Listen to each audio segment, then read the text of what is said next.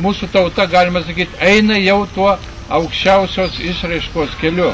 Noriu pakviesti visas vėles dar į mūsų rato vidų, būti glaudžiai su mumis ir aukoju joms mūsų švento gėrimo, šventos giros lašą, taipogi žemynai ir ugniai, kuri mūsų jungia su gyvaisiais ir mirusiaisiais, su dievais ir galiomis. Giminių, kad jos padėtų mums tiek, kiek dievai jums leis.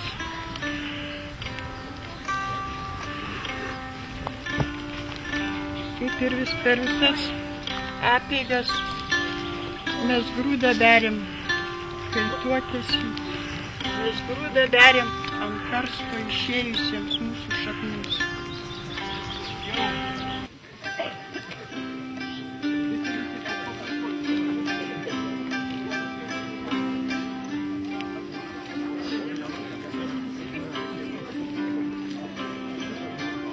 Ištiesime ranką virš šventos ugnies ir kartojame. Po žodžio aš reikia savo vardą ištarti. Aš, Feliksas Jonas, atėjau čia protėvių pramintų keliu.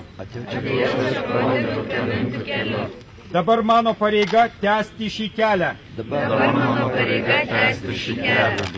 Ąžuolo gilėje įamžintas galingo medžio pavidalas. Mano dvasioje įspausti protėvių priesakai. Aš trokštu pažinti juos.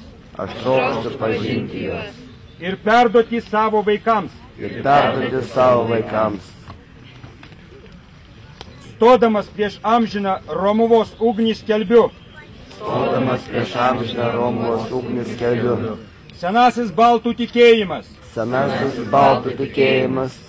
Vienijas giminės ir gentis. Ilgus šimtmečius gelbėjęs ir įkvėpęs mūsų tautą.